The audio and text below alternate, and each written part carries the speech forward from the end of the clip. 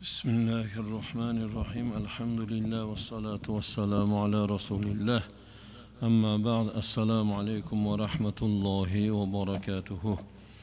Jamoat bilan ado etgan bugungi kunni so'nggi namozi bo'lgan xufton namozini ado etdik. Jamoat bilan Alloh dargohida qabul qilsin, xatoy nuqsonlarni o'zi afu aylasin.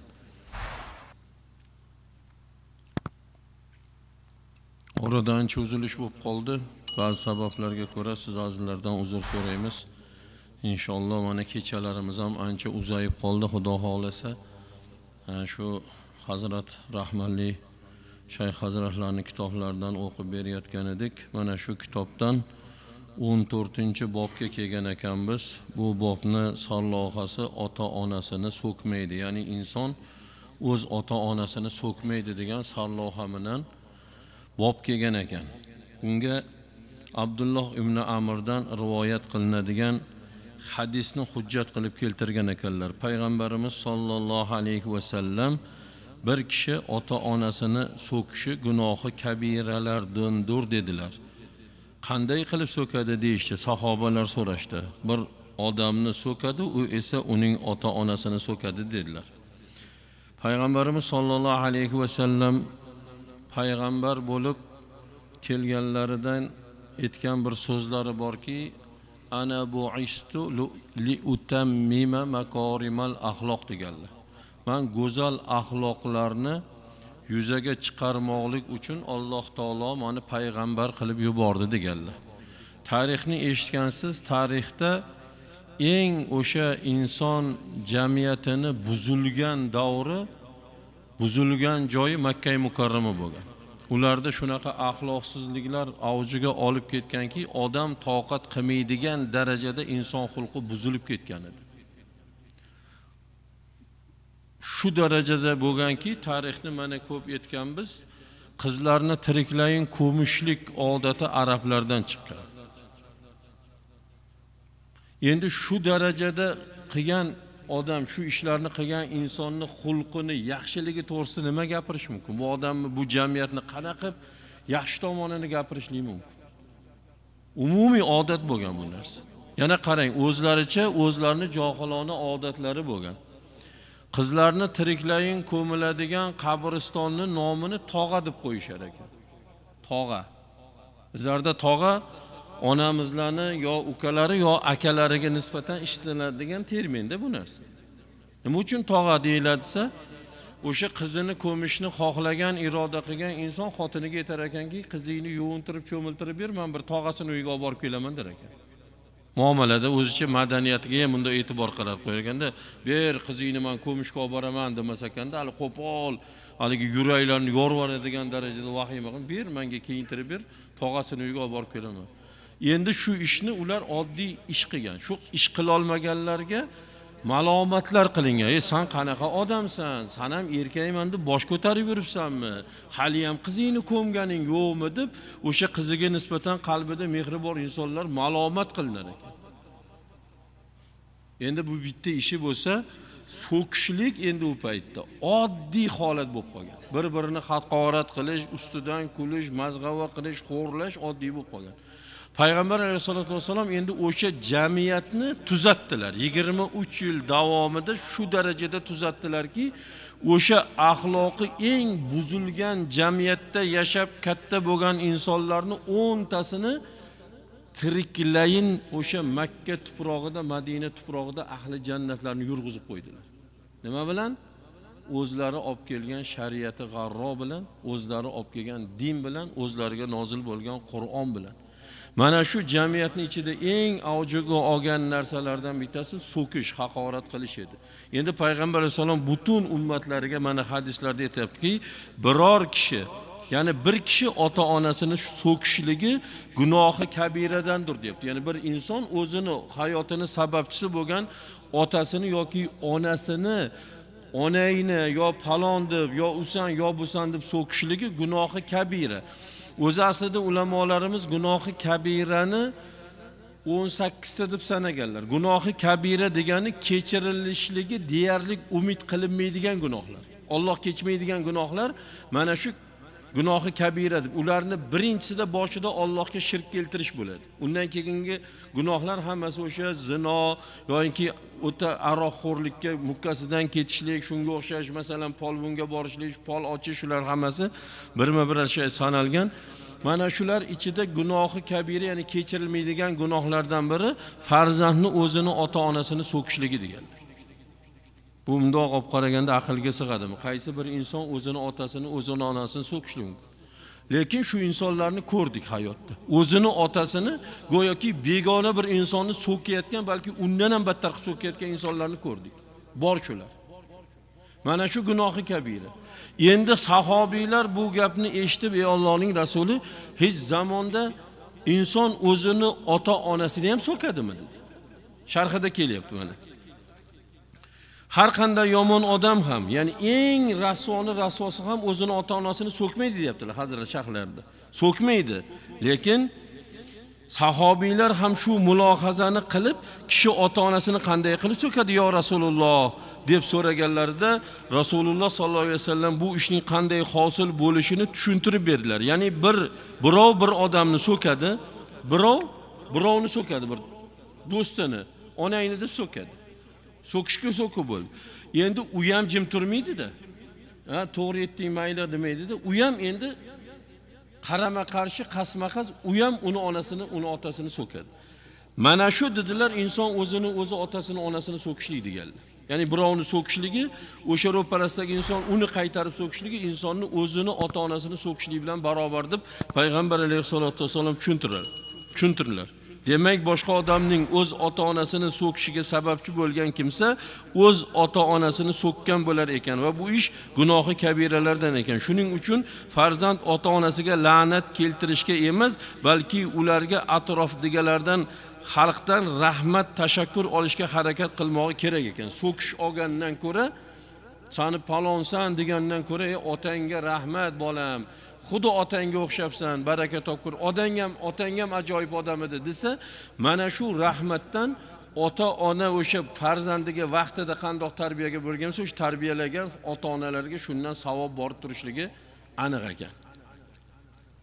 Farzand bir yomon ishni qilsa, birovga yomon muomala qilsa, otang falon, onang falon bo'lsin kabi so'kishlarga sabab bo'lsa, bu narsa ota-onasi uchun nihoyatda yomon bir ish va bu ushbu hadisi sharifning ta'biri ila aytganda ota-onasini so'kkan gunohi kabira sodir qilgan kishilarning qatorida bo'lar ekan. Xudo asrasin, hozirgi kunda endi bu so'kish oddiy holatga aylanib ketdi. Ko'cha-ko'yda xohlagan joyda, xohlagan odamdan eshitishlik mumkin.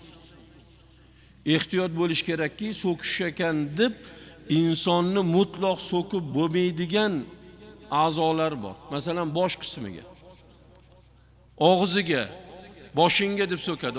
Ko'proq og'zingga deb so'kadi. To'g'rimi? Eshitasizlarmi shu narsalar? Bor. Hazrati Kumushxonaviy Hazratlarini Jomil Mutun degan kitobini alfozi kufr bobida o'sha inson biror insonni og'zi qismiga so'kishligini kufr deganlar. Iymondan chiqishligiga dalolat qiladiganlar. Iymondan chiqib ketadiganlar.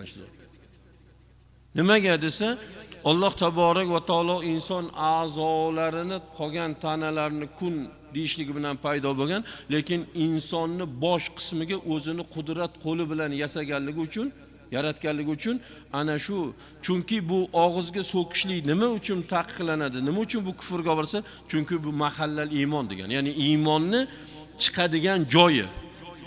La ilaha illalloh qayerdan chiqyapti? Og'izdan chiqyaptimi? Og'zinglarni pok tutinglar, chunki bu Qur'on yo'lidir deganlar. Mana hozir hammamiz sunnat namozini o'qidik, vitr namozini o'qidik, Fotihani o'qidik, Zami sura o'qidik. Bu Qur'on qayerdan chiqdi? Og'izdan chiqdi. Ana shundoq mo'tabar a'zoga so'kishlikni ulamolar ba'zilar kufr deganlar. Buni hozir oddiy holat qilib so'kayotganlar, bunga sal e'tibor qilishligi kerak bo'ladi. So'kish ekanda bu so'kishlik bu insonni jaligini qiladigan ish emas, bu insonning obro'sini yo martabasini oshiradigan yoki birovdan ko'ra kuchliroq, hamma narsa qo'lidan keladigan bir jihatini oshkor qilib bermaydi. U ojizligini ko'rsatadi xolos. Chunki alamini ko'pda insonlar so'kishdan oladi. Ushbu hadisdan olinadigan foydalar nima ekan? Ota-onani so'kish gunohi kabiralardan ekanligi, Olim odam aytgan gapni tushunmagan kishilar qaytadan so'rab tushunib olishligi. Ya'ni payg'ambar sollallohu alayhi vasallam bir insonni ota-onasini so'kishligi gunohi kabiralardandir dedilar. Buni yaxshi tushunmagan sahobiylar chetini tushunmay qoldi. Ya Allohning rasuli, ota-onasini inson o'zi ham o'zini ota-onasini so'kadimi hech zamonda deb so'rab oldilar. Ya'ni biror bir joyda bir ahli ilm bir masala aytganda, o'sha masalani tushunmay qolgan jihatini so'rab olishlik mumkin ekanligi. Hatto sahobiylar Rasululloh sollallohu alayhi vasallamdek zotdan xijolat bo'lmasdan, bilmaganligini yashirmasdan o'shani so'rab olganlar. Chunki aniqlik kiritib olish muhim. Nima dedi ya boya, nima dedi, tushundingmi deb yurmasdan, o'sha joyda temirni qizig'ida bosgan yaxshi deb, o'sha tushunmagan joyini so'rab olishlik mumkin ekanligi mana shu hadisdan olinadigan foydalardan biri ekan. Uchinchisi, ota-onaning birov tarafidan so'kilishga sabab bo'lish ularning so'kish bilan barobar ekanligi. Ya'ni bir inson bir xato qildi, bir ish qilib qo'ydi-da, boshqa insonlar o'sha ish qilgan insonni so'kishga sabab bo'ldi, so'kilishiga sabab bo'ldi. Kim bilan? Ota-onasi bilan. Mana shu o'zini ota-onasini, ya'ni ota-onasiga la'nat olib berishlik o'ta katta gunoh ekanligini, so'kish olib berishlik o'ta katta gunoh ekanligini ham bilishligimiz shu hadisdan ma'lum. To'rtinchisi, ota-onaning so'kilishiga sabab bo'lishi gunohi kabiralardan ekan. Yana bir hadis keladi. Urva ibn Iyozdan xabar beriladi. U Abdulloh ibn Amr ibn Osning Alloh taoloning huzurida katta gunohlardan biri kishi ota-onasiga so'kish olib berishidir deganini eshitganlar. Tepagadagi hadisda o'sha oxirgilarda, ya'ni foyda olinadigan narsalardan bittasiga dalolat qiladigan hadis, ya'ni bir inson o'zini ota-onasiga so'kish olib berilishligi gunohi kabiralardan ekanligiga dalolat qiladi dedilar. Demak, bu og'zimizdan chiqayotgan har bir gap yelkamizdagi farishtalar tomonidan birma-bir yozib borilyapti, birma-bir hisobga olib borilyapti. Ana shu og'izni sal inson nima deydi, boshqara bilishligini ham bilish kerak ekan. Bu so'kirish ekan, so'kishdan saqlanish, so'kishdan ehtiyot bo'lishlik. Ayniqsa ba'zi bir ishlarni, masalan, hozirgi kunda eng oddiy so'kish nima? Bittasi onangni demaganda ham bittaga padaringga la'nat deyilyapti. Hammamiz og'zimizda shu narsa hozir. Yo'limizdan birov chiqib qolsa ham o'sha narsa, oldimizdagi mashina o'sha svetoforni qizili, sarig'i yonishligi bilan qo'zg'alib ketmasa, unga ham shu narsa, yoki birov siqib ketsa ham shu narsa. Ko'proq ishlatiladigani, masalan, bozorlarda hozir aldam-qaldam, yolg'on yashiq haligi mollarni bir sifatini buzib, tepasiga chiroyli mevalarni yoki chiroyli hosilni qo'yib, tagiga har xil narsalarni qo'yib, uni uyingizga umid bilan olib bordi, tagigacha bir xil deb sotuvdi, olib borsazki boyaga ahvol. Masalan, ko'p o'sha bozorlarda, hatto o'sha gilos paytlarda gilosning yashigini tagida qancha bir 2 kilo, 3 kilo tosh, 3 kilolab tosh sotganlarni ko'rsatishdi. Mana buni qarang, mana shular haqida gapiring degandida, o'sha bahorda tosh terib yorgan tagiga yashigini 3 kilo, 2 kilo. Lekin hammasi undan boshqa so'kishlar yetish barobarda. Yana nima deyapti? Padariga minglatdan shuni, mana shundan topgan pulni bolasini janozasiga ishlasin deyapti. Ota-onasini janozasiga ishlasin deyapti. 3 kilo degan nima narsa? Boringki bir 70 mingdan bo'lsa 210 ming so'm. 210 ming so'mga u haqli ravishda so'kish olyapti. Chunki u sizdan ham, mendan ham chiqib, men ham shu ishni og'zimdan chiqib ketishi mumkin, masalan, shu narsani e'tibor qilishligimiz kerak. Hech kim o'zini tiya olmaydi.